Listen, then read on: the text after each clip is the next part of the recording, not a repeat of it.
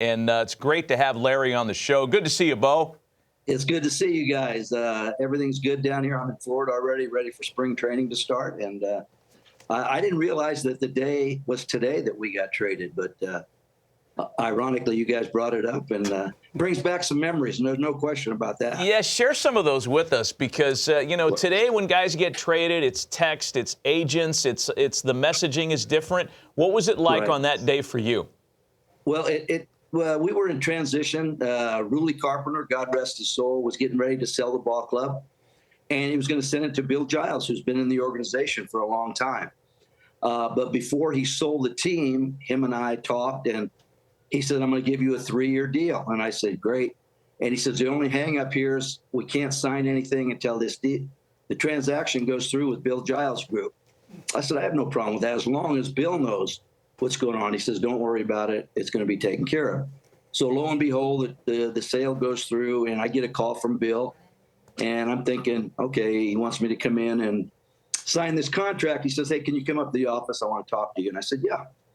So I go up there, and he goes, I know I talked to Ruly that he had okayed a 3-year deal, but I'm the owner now, and I can't justify that right now, so I'm going to give you a 1-year deal. And I said, that's a gentleman's agreement between two people.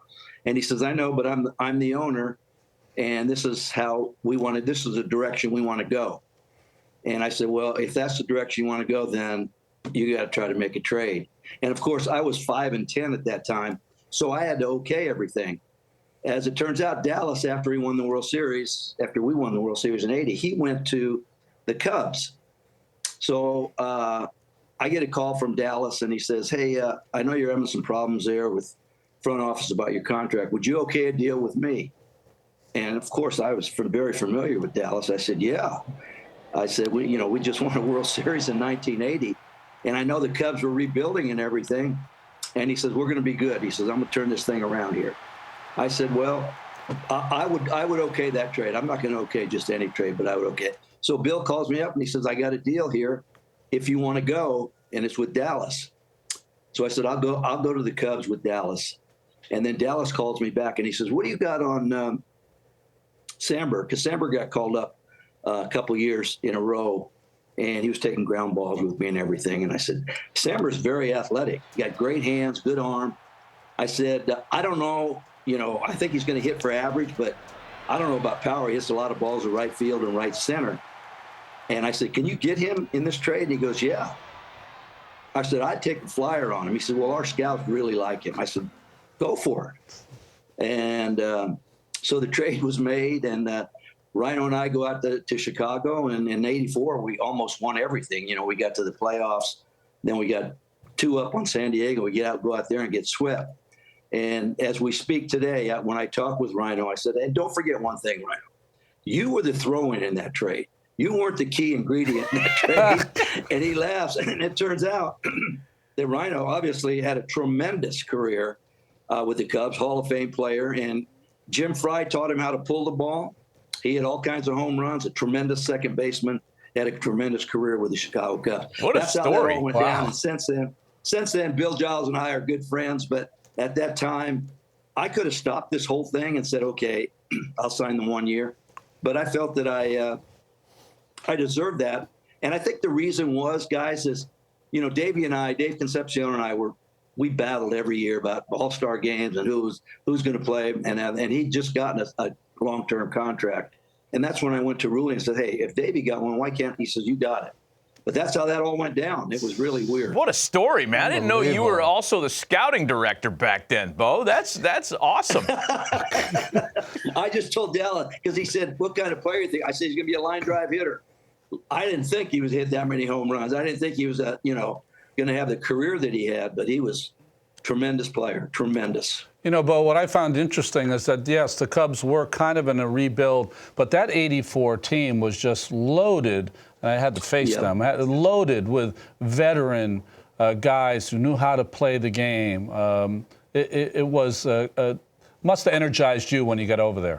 No question, Ron. And, that's the season that Dallas basically turned that whole franchise around, not just on the field, but crowd-wise. We packed that place every day.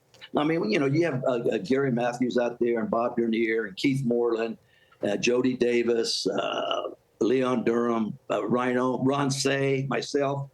It was a veteran team, and we made unbelievable strides in '84. It's a shame we didn't quite get to where we wanted to go because we had San Diego down 2-0, and then we go out there and get swept. But it was a fun year. I'll never forget that year. I mean, I really didn't like playing day games every single day because we had no lights then, but you get used to it, and eventually they got the lights, and eventually they end up winning a World Series. I mean, you guys lose to San Diego in the LCS that year, and then 3 years later, you're managing the Padres with some of the same dudes on that team. That had to have been a crazy experience. Yeah, Jack McKeon called me because the Mets asked me to come back as a utility player after I got traded there. And I think Frank Cashin was a general manager. And I said, you know what? There's some balls I'm not getting to that I know I should get to. And I know you want me as a utility man, but I've always played every day. So I think I'm going to call it a career. And within 2 weeks, Jack McKeon called me and says, are you interested in managing? I said, yeah. I said, I really haven't had time to have this all soak in.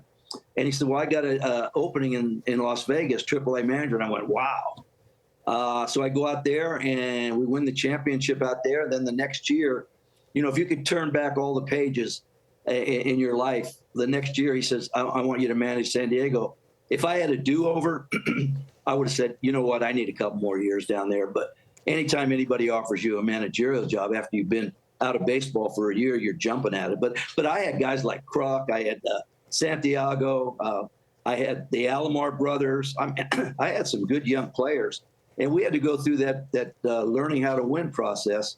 And the San Diego wasn't that patient at that time. So then they made a change. But, looking back on it, it was a good experience. I had a lot of fun in the minor leagues, especially in Vegas. You get your mind can get off track a little bit out there, but it was a lot of fun out there.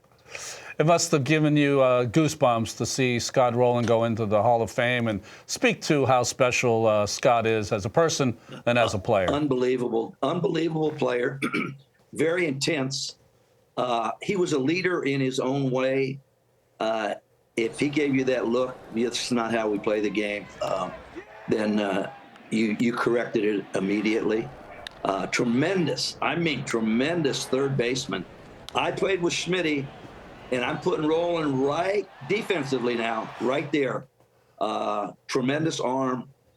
The thing that I admired a lot about Scotty, the way he ran the bases, he took a lot of pride in it. He broke up double plays. He could score from first on doubles. If you needed a stolen base to get one, he'd never steal 40 bases, but he knew how to play the game. Very seldom did he make mental mistakes. I was very elated that he made the Hall of Fame. And, I think it might open a few doors for some other people that have been omitted up to this time. But Scott Rolen, I would have loved to have seen him stay with the Phillies, because if you have an infield eventually like Rolen, Rollins, Utley, and Howard, you're talking about one of the best infields maybe ever to play the game. But, things happen. He went on, had a great career with the Cardinals. And I think it was a tremendous feat for him to do what he did. But he was a leader in his own right, and I'm very happy for him. Bo, it's good to see you, man. Thanks for taking some time with us. Thanks for the memories. There's some great stories. And, man, your life in baseball is too fascinating for an 8-minute interview. But we'll get back to you again. We hope we see you down there in the Grapefruit League soon. I do, too. And, hey, watch out for the Phils this year, guys. I mean, we're loaded. I know, Ronnie, you guys are loaded. But it'll be a good race this year. Here we go. Larry Bowa joining us on this Friday. Thanks, Bo. All right, guys. Take care.